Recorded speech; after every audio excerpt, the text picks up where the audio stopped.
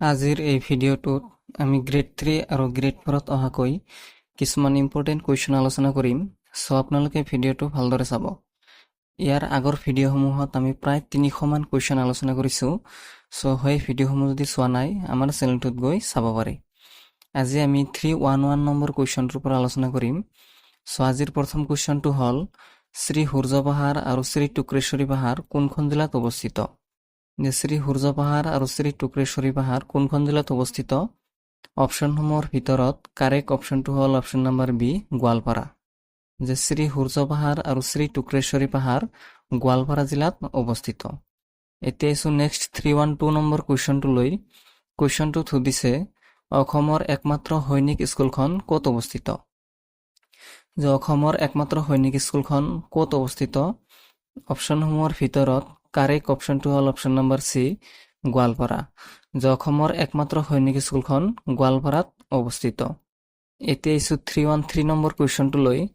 কুৱেশ্যনটোত সুধিছে গোৱালপাৰা জিলাৰ কোনখন পাহাৰত ব্যাসদেৱে 99,999টা শিৱলিংগ স্থাপন কৰি দ্বিতীয় কাশী বনাবলৈ চেষ্টা কৰিছিল বুলি বিশ্বাস কৰা হয়?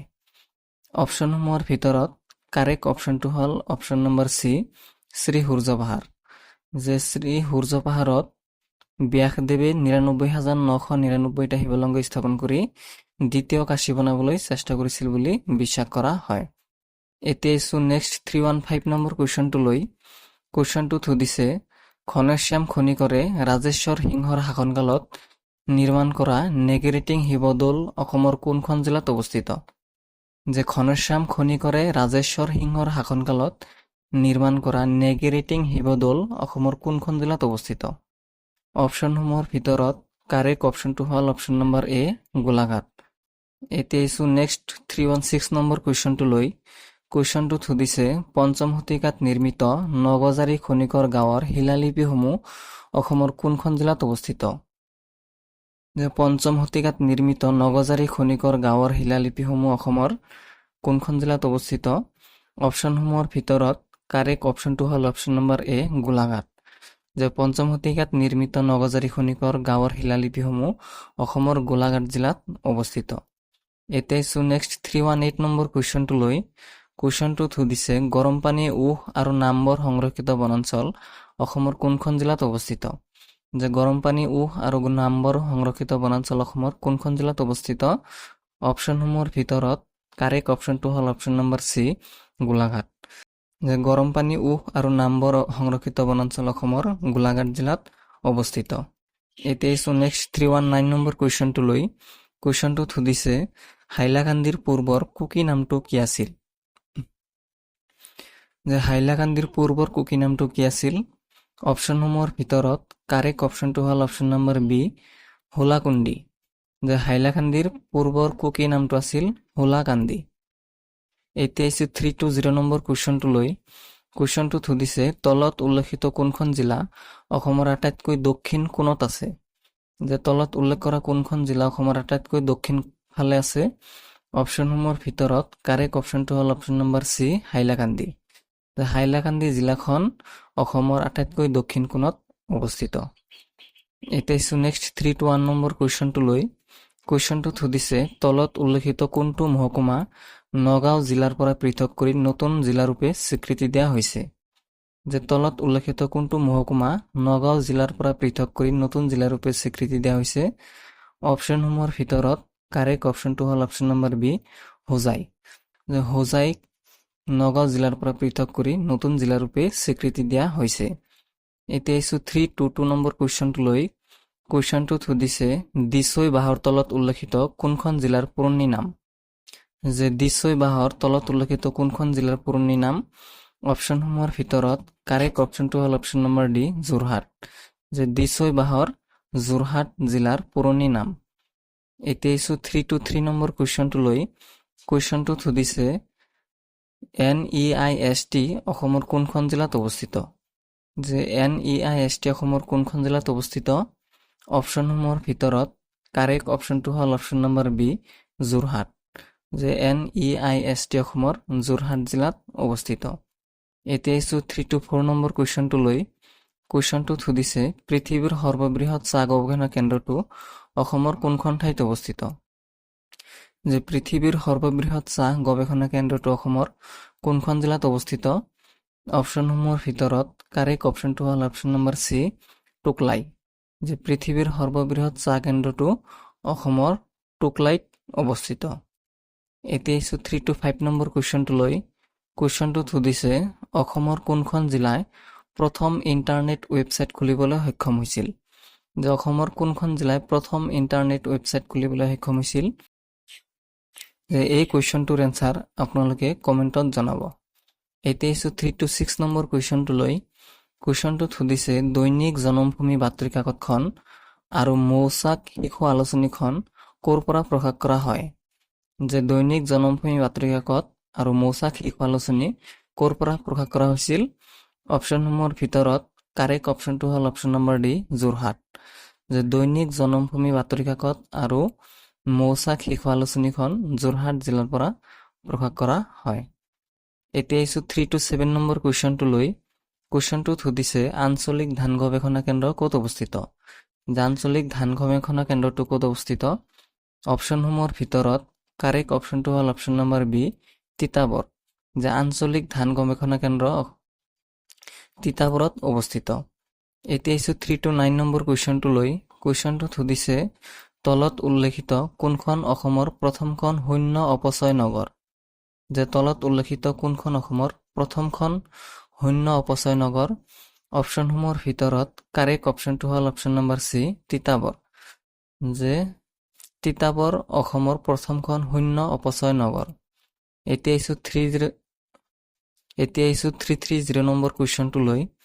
কুৱেশ্যনটোত সুধিছে কিমান চনত অসম চৰকাৰে কামৰূপ জিলাক দুভাগ কৰিছিল? যে কিমান চনত অসম চৰকাৰে কামৰূপ জিলাক দুভাগ কৰিছিল? অপশ্যনসমূহৰ ভিতৰত কাৰেক্ট অপশ্যনটো হ'ল অপশ্যন নম্বৰ এ, 3 ফেব্ৰুৱাৰী 2003। যে 2003 চনৰ 3 ফেব্ৰুৱাৰী তাৰিখে অসম চৰকাৰে কামৰূপ জিলাক দুভাগ কৰিছিল। এতিয়া 332 নম্বৰ কুৱেশ্যনটোলৈ। কুৱেশ্যনটোত সুধিছে অসমৰ কোনখন ঠাইক পঞ্চতীৰ্থ বুলি কোৱা হয়? যে অসমৰ কোনখন ঠাইক পঞ্চতীৰ্থ বুলি কোৱা হয়? অপশ্যনসমূহৰ ভিতৰত কাৰেক্ট অপশ্যনটো হ'ল অপশ্যন নম্বৰ ডি, হাজো। যে অসমৰ হাজো ঠাইক পঞ্চতীৰ্থ বুলি কোৱা হয়। এতিয়া 333 নম্বৰ কুৱেশ্যনটোলৈ। কুৱেশ্যনটোত সুধিছে অসমৰ কোনটো মছজিদত মক্কাৰ 4/5 এক পবিত্ৰ মাটি আছে বুলি বিশ্বাস কৰা হয়? অপশ্যনসমূহৰ ভিতৰত কাৰেক্ট অপশ্যনটো হ'ল অপশ্যন নম্বৰ চি, পুৱামক্কা।